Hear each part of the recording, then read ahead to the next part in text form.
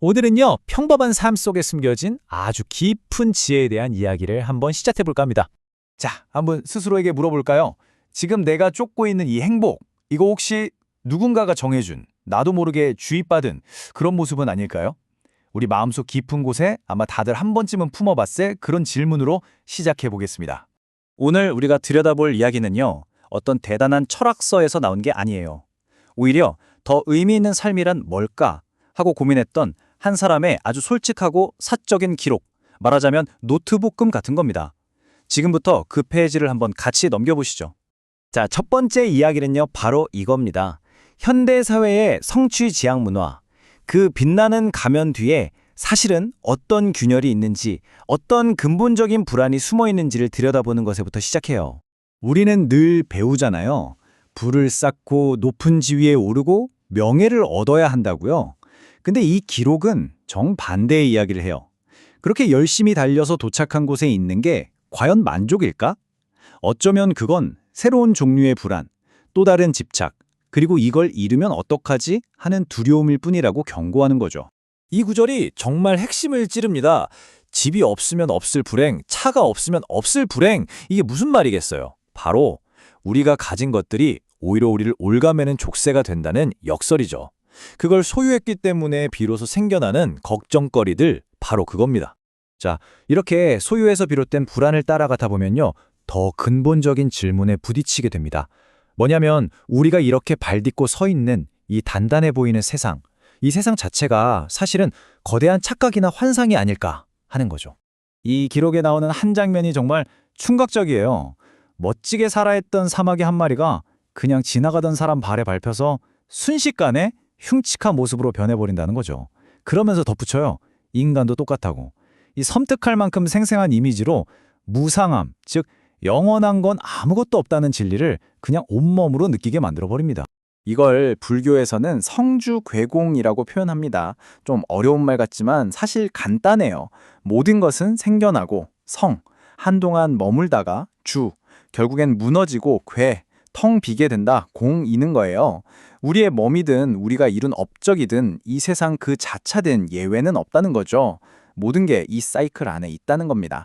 그러니까 세상은 우리한테 계속 단단한 집을 지으라고 등을 떠미는데 이 관점에서 보면 우리는 애초에 무너질 수밖에 없는 땅 위에 집을 짓고 있는 거나 마찬가지인 거예요. 우리가 쫓는 그 모든 야망의 토대 자체가 처음부터 불안정하다는 아주 중요한 지적입니다. 자, 바깥 세상이 이렇게 불안정하고 결국엔 사라질 환상 같은 거라면 그럼 우리는 어디에 집중해야 할까요? 답은 뻔하죠. 바로 우리의 내면입니다. 이제 시선을 안으로 돌려야 할 때인 거죠. 이 부분에서 이 기록이 정말 대단하다고 느낀 게 뭐냐면요.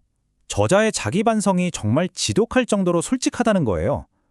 자기 피를 빨아먹는 벌레를 보고 순간 욱해서 쳐냈는데 그걸 가지고 후회하면서 아, 내가 아직 멀었구나 하고 고백하는 거예요. 이런 솔직함이 있으니까 이 철학이 막연한 이야기가 아니라 정말 내 얘기처럼 현실적으로 와닿는 거죠. 우리 마음속에 시끄럽게 울리는 그 소음들, 그 근원을 쭉 따라가 보면 결국 교만이라는 감정과 마주치게 된다고 해요. 이 교만이라는 게 뭐냐면 결국 나를 알아달라, 나를 존중해달라고 외치는 자아의 목소리인 거죠. 예를 들어 부하 직원이 인사를 제대로 안 했을 때 확 치밀어 오르는 그 감정, 그게 바로 교만이라는 겁니다. 그래서 이 교만을 다스리기 위해서 아주 실질적인 규칙들을 제시하는데요. 이게 재밌어요. 첫째, 인정받으려고 말하지 마라. 둘째, 남이 묻지도 않은 거 먼저 나서서 알려주지 마라. 셋째, 논쟁에서 이기려고 애쓰지 마라. 마지막으로, 늙어가는 걸 받아들이고 옛날 자랑 좀 그만해라. 가만히 들어보면 전부 우리 말과 인정 욕구를 다스리는 데 초점이 맞춰져 있죠? 바로 이런 것들을 통해 내면의 고요함을 찾으라는 겁니다. 좋아요. 그럼 이런 생각들을 우리 삶에 어떻게 적용할 수 있을까요? 이 기록이 제시하는 길은 더하기가 아니라 빼기, 바로 덜어내는 길입니다. 자유로 가는 네 가지 길을 한번 보세요. 첫째, 필요한 걸 줄여라. 둘째, 혼자 있는 시간을 소중히 여겨라. 셋째, 단순함 속에서 기쁨을 찾아라. 마지막으로, 남하고 비교 좀 그만해라. 결국 진짜 자유라는 건 더 많이 가져서 얻는 게 아니라 더 적게 필요로 하는 마음에서 온다는 걸 보여주는 거죠. 이게 바로 자유로 가는 길이라는 겁니다. 이 표를 보면 명확해져요.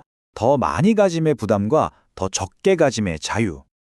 사실 우리는 많이 가시면 행복할 거라고 생각하지만 실상은 그걸 지키고 관리하느라 스트레스 받고 잃을까봐 두려워하죠. 반대로 가진 게 적으면요?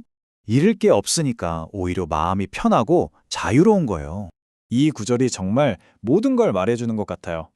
빌어먹는 밥도 맛있고 나무 밑 풀자리도 늘 즐거울 것이며 이게 뭘까요? 만족감이라는 건 결국 내 바깥에 있는 물질적인 조건이 아니라 전적으로 내 마음의 상태에 달려있다는 걸 정말 아름답게 보여주는 말이죠. 자, 이제 이 모든 성찰을 거쳐서 마지막 질문, 어쩌면 가장 근본적이고 심오한 질문으로 나아갑니다. 이 기록은 계속해서 우리 존재의 본질을 찌릅니다. 우리는 빈손으로 이 세상에 왔다가 결국엔 빈손으로 떠나죠. 이게 우리 모두의 운명이라면, 그렇다면 도대체 왜 더 오래 살면서 더 많은 물건과 더 많은 업을 쌓으려고 아등바등하는 걸까요? 이 질문 하나로 삶의 목적이 완전히 뒤바뀝니다. 뭔가를 계속 쌓는 축적의 삶에서 오히려 비워내는 정화의 삶으로요. 욕망을 채우려고 무언가를 더하는 건 이 기록에 따르면 마치 물이 새는 컵에 계속 물을 붓는 것과 같아요. 채울수록 더 공허해질 뿐이죠. 그럼 어떻게 해야 만족할 수 있을까요? 바로 그 컵 자체를 비우는 겁니다. 어른이 더 이상 아이들 사탕을 탐내지 않는 것처럼 어차피 잠시 있다가 사라질 것들에 대한 욕심을 버리는 거죠. 그리고 바로 이 지점에서 이 기록이 우리에게 던지는 궁극적인 깨달음이 나옵니다. 진짜 부자란 모든 걸 다 가진 사람이 아니라 아무것도 필요하지 않은 사람이라는 것. 이 엄청난 진실 앞에서 우리가 평생토록 쫓아왔던 그 모든 것들이 어쩌면 그냥 어린아이의 장난감처럼 하찮아 보일지도 모릅니다. 자, 그렇다면 여러분의 삶에서 이제 그만 내려놓아야 할 장난감은 과연 무엇인가요?